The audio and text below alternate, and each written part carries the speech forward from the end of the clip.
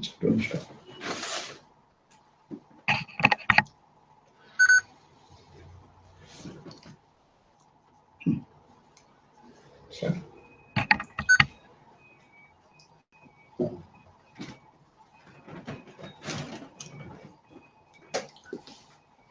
pranams to all Atma Jyotis, divine light of the self.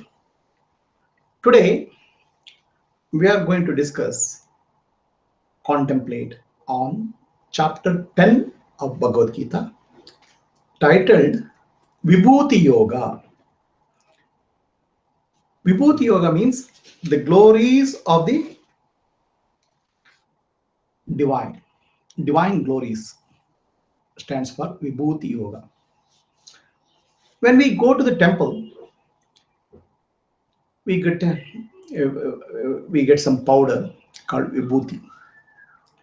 Okay, so that we take it as divine prasada and put it on the forehead.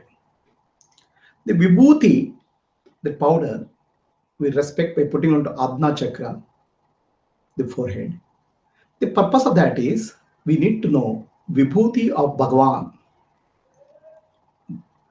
Adna Chakra is the center for the wisdom. To remember that, we should learn about Lord, learn about Bhagavan. Learn about Bhagavan is knowing about Vibhutis of Bhagavan. We apply that powder on our forehead. That is the purpose. Vibhuti means glory. So the creation, the existence has two aspects: the transcendent aspect and the immanent aspect,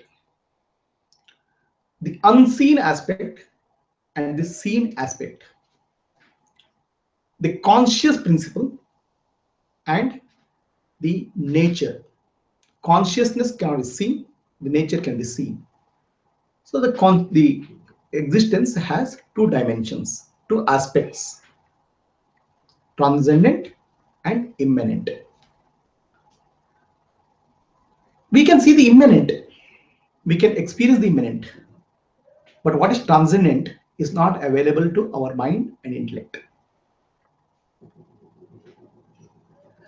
In the world, we see so much of variety, so many. It's infinite, vast. Stars, planets, galaxies, living beings, people, beauty, cruelty, everything exists in this universe. The Lord is Bhagavan, is explaining his glories and manifestation in the immanent aspect of creation. In the manifest aspect of creation, because that's what you can appreciate. That's what you can understand easily, because it's available to your sense organs. It's available to your knowledge. Whereas transcendent aspect is not available to you. Okay.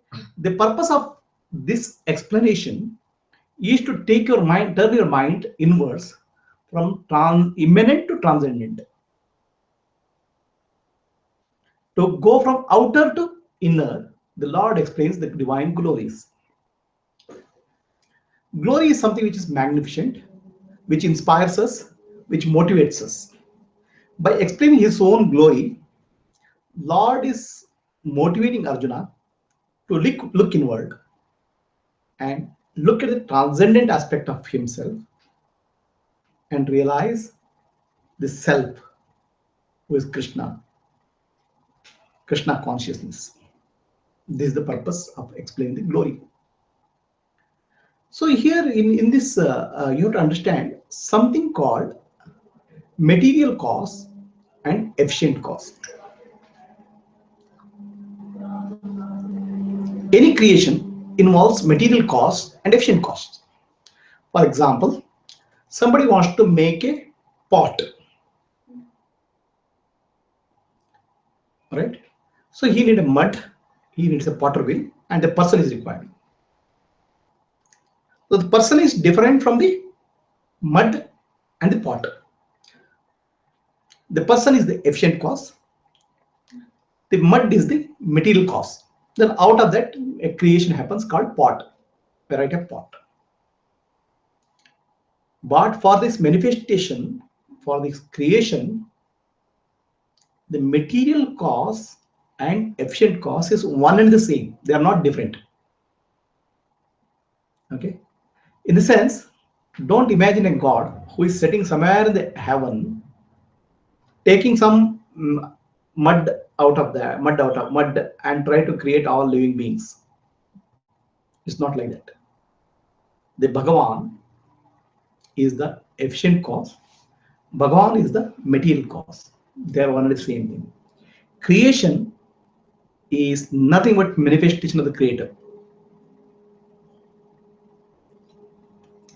It is something like this. There's a spider. The spider spins a web. Web appears to be different from the spider, but web is coming from the body of the spider. Similarly, the creation is coming from the consciousness itself. It's not different from the efficient cause, which is consciousness.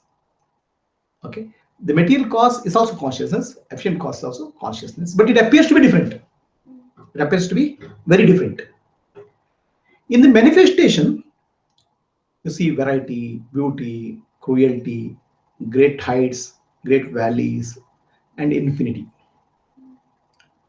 So that is nothing but glory of Bhagavan, who is the consciousness. Consciousness is cause of all causes. Okay, and cause has become the effect also.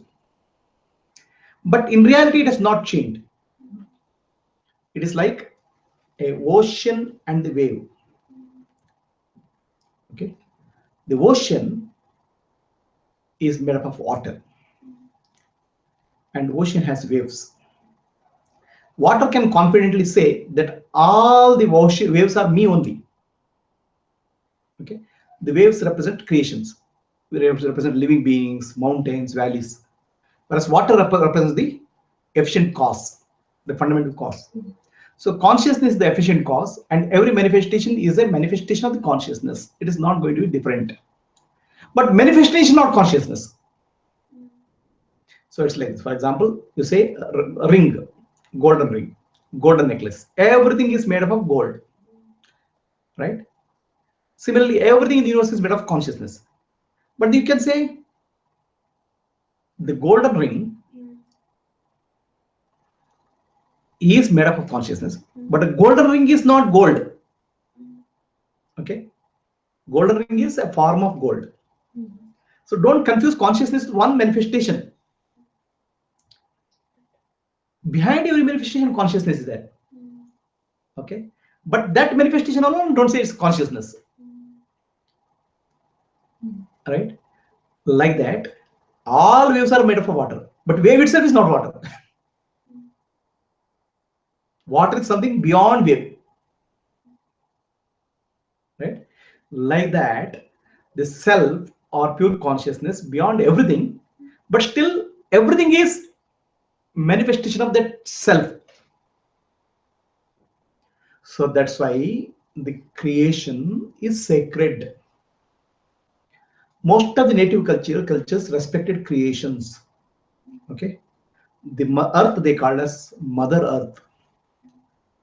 Okay, the rivers they respected, worshipped. In India, rivers are revered.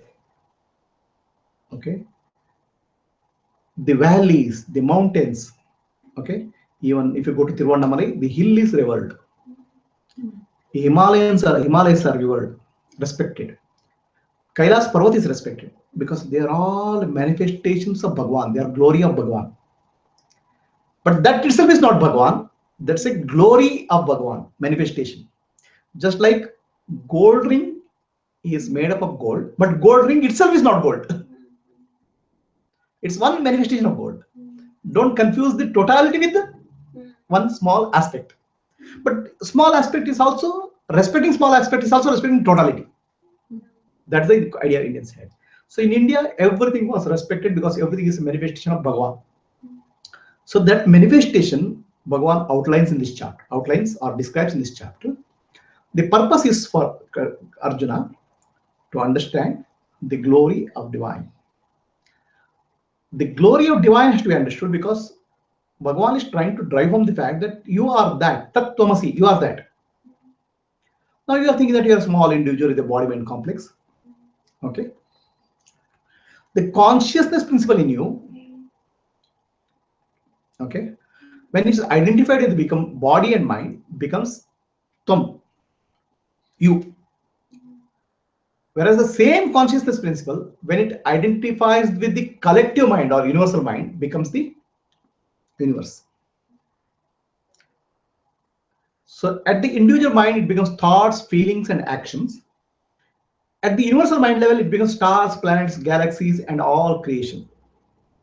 So the same one consciousness principle operating through the universal mind creates the universe. Operating through the individual mind becomes you.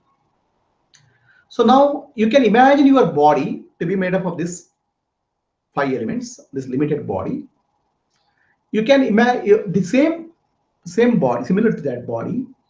The cosmos is the body of Bhagavan. Okay, Bhagavan is the Ishvara, the Lord of the universe, right? But through the cosmos is the body, and the cosmos is coming out of the universal mind. Similarly, you are coming out of the individual mind, your body, and you have individual mind and your body. So the cosmic mind and cosmic body. But there's only one principle operating through both. That is Tat, supreme reality, consciousness. Okay, and Tat is same operating. Tat is operating through cosmic body, and same Tat is operating through individual body. When it operates through individual body, it becomes Tvam. When it operates through the cosmic body, it becomes Bhagavan. Understand? But because it's operating through a different body, the powers are different. Okay, but it is the same consciousness principle. So you understand this cosmos is Bhagavan, and you are a Jiva, individual. Your powers are limited naturally because it's operating through a smaller vehicle. The cosmos is a bigger vehicle. Okay, but one who is operating through both is same, and that you are. Understand? Understand the difference? Right? For example, sunlight shines on stone. Sunlight shines on mirror. Sunlight shines on river. All the reflections are sunlight, but mirror shows more sunlight, right? Because of the polished nature. Similarly, the more of the glories of Bhagavan are expressed through a cosmic mind, which is a larger mind. Whereas through individual mind, a smaller effect, a small amount is reflected. But one who is reflecting is same. The sun is same. Reflections are different. Similarly, Ishvara or Bhagavan is all powerful, who is the Lord of the universe, is the master of the universe. Okay, because he is operating through a very large vehicle called cosmic mind. Okay, but the same Bhagavan, same consciousness operating through individual mind, which is a smaller vehicle, becomes you. So the principle is same. So you have to understand that Bhagavan, so whose glory, because to understand the consciousness, there should be motivation. So you understand that consciousness which is so glorious and magnificent is operating through me also, it's operating through the universe also, and I am one with that. To motivate Arjuna to understand that Bhagavan is telling about the glories of himself.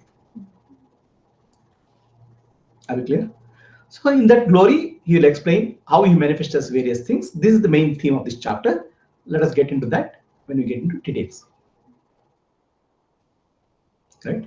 When we understand the glory of Bhagavan, we develop respect, we have wonder, we have awe, we see such a magnificence, and we feel our mind seems to be humbled. Okay, so then we feel joy and peace because the same principle is operating through us. So the Bhagavan is taking Arjuna from the immanent to transcendent through this description of glory of divine. And to remember this glory, every day we'll put vibhuti on our head. And we don't understand the significance of putting vibhuti. Vibhuti means glory of Bhagavan. So, and Ajna Chakra means center of awareness, the third eye. So become aware of glory of Bhagavan every day. That's why we put vibhuti on our forehead, not for any other reason. People say Vibhuti has some medicinal property and all those things. Is a secondary explanation. To remind you that daily listen to the glory of Bhagavan. Okay? Then you surrender to the Bhagavan. Then gradually you know yourself. This is the purpose of Vibhuti Yoga.